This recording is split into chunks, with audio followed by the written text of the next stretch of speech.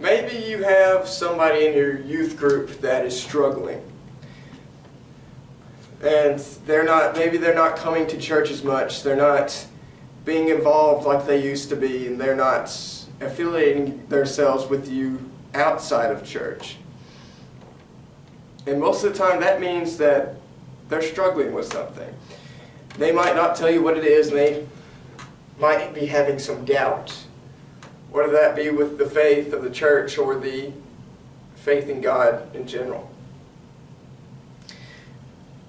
Now, this lesson is going to hopefully help you to have some things that could help them get over whatever they're struggling with.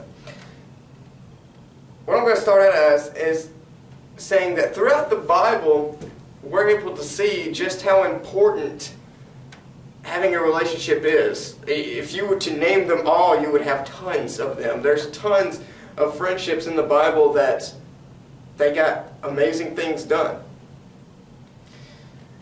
And just to show you, there's so many examples in the Bible that the fact that we can't walk this road alone. We can't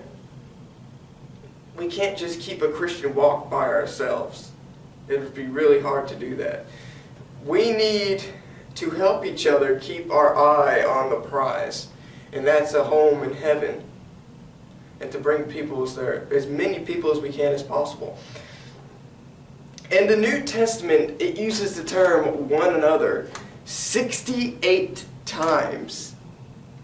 68 times in the New Testament it uses the term one another. In Romans 12:10, in Romans 14:13, in 1 John 1:7, in James 5:16, Galatians 6:2, and there's more. Like I said, it mentions it 68 times.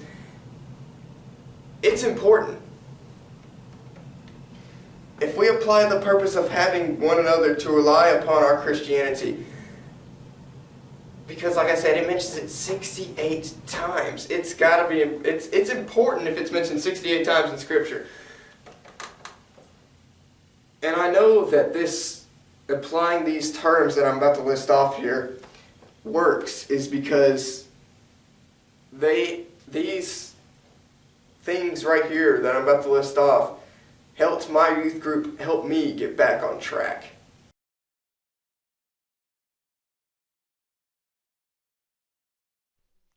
But encourage one another daily, as long as it is called today, so that none of you may be hardened by sin's deceitfulness.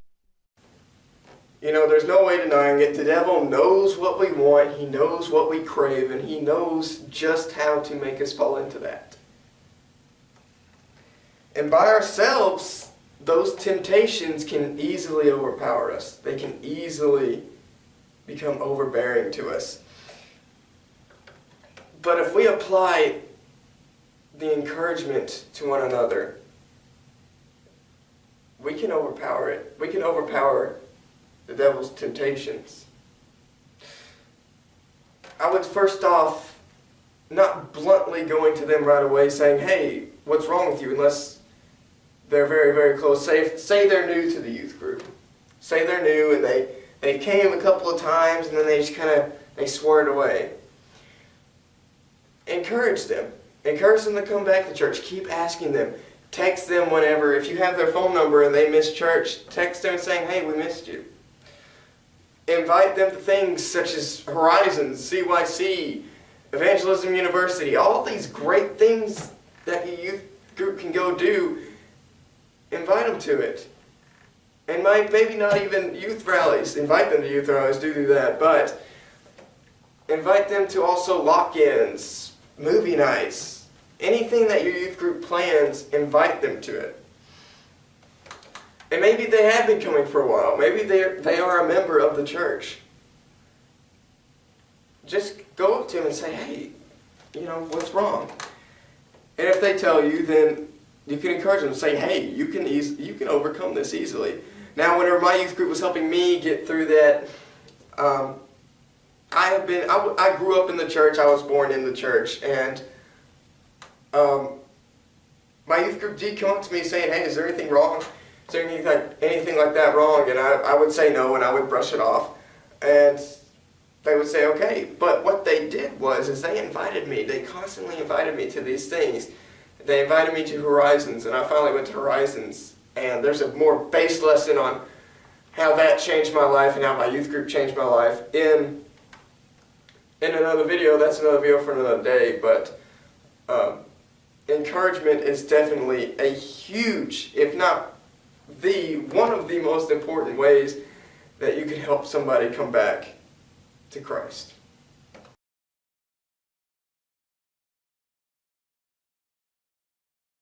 I myself am convinced, my brothers, that you yourselves are full of goodness, complete in knowledge, and competent to instruct one another. You know, as Christians, we shouldn't have pity on somebody right in the middle of their sin.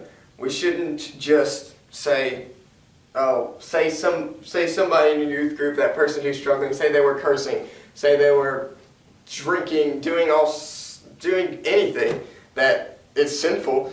We shouldn't have pity on them for their sin. You know, we can get so caught up in sin that we don't know exactly what we're doing until somebody cares enough to tell us.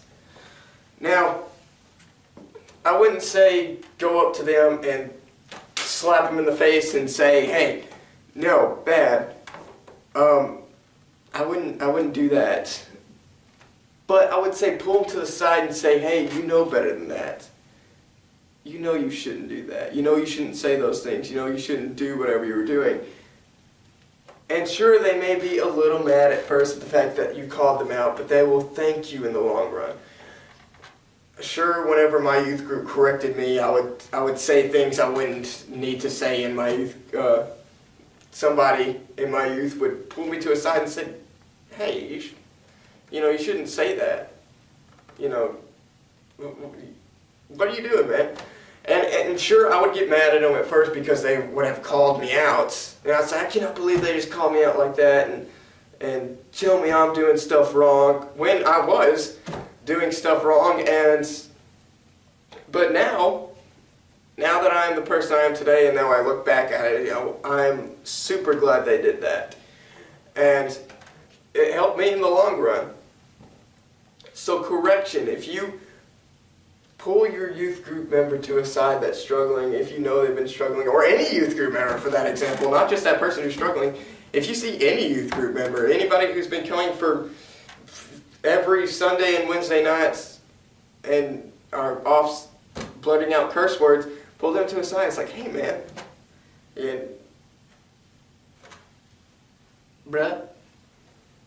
So correction is a very important part of helping people in your youth group stay on the path of God.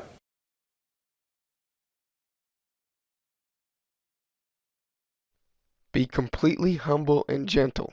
Be patient, bearing with one another in love. In this verse, tolerance is used in two ways. The first one is having patience towards someone's errors or weakness. And two, keeping somebody from falling. In Ecclesiastes 4:9-10, it says this. Two are better than one, because they have good return for their work. If one falls down, his friend can help him up, but pity the man who falls and has no one to help him up.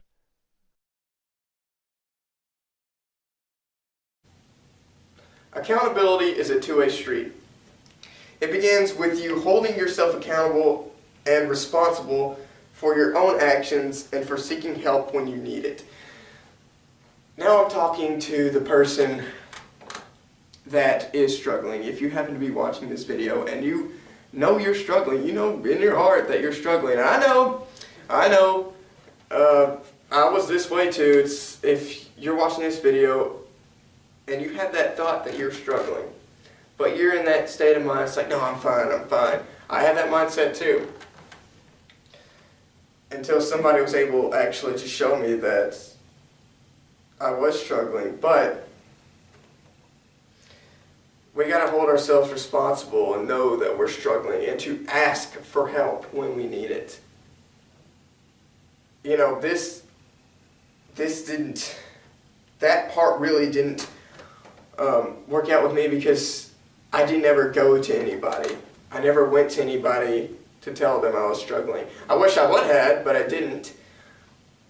But they used encouragement and correction, and I went to this stuff, and I went to Horizons, and I changed my life. And then this is where the support comes in. As before I went to Horizons and before I changed my life around, they were encouraging me and they were correcting me. And they did so much. Guys, there's a point to where you can do is all you can do. Pray for that person, correct that person, encourage that person. Do everything you can, but then there's that point where they have to take that last step on their own. You just can be that support beam to hold them up without letting them fall completely. Supporting them, being that shoulder to cry on when they need it, just to keep them from completely falling. Until they can take that last step themselves. Because you can't do everything. You can't change that person completely. They have to do something. They have to put their own work into it as well. They can't just throw a pity party and have everybody pay attention to them and for them to cry on your shoulder. They have to take that last step. They have to know what they need to do. And hopefully they'll eventually do it. I did it. And they can get up and they can say, look, I can stand up, I can get up on my own, and I can walk the path of Jesus Christ with you, but I can finally do it without having to hold on to somebody. So I hope that this can help you if you have somebody in your youth group that is struggling. I hope these can help you help them. You know, as brothers and sisters in Christ, we must be willing to help our friends when they're in need of Christ. Guys, I love you. I love you. I love every single one of you so much. And I'm praying for you all. God bless.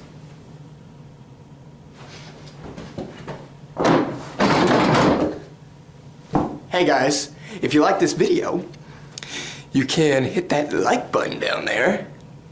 And if you like me, and if you like the videos I make, you can hit that subscribe button down there, so these videos will come right to you.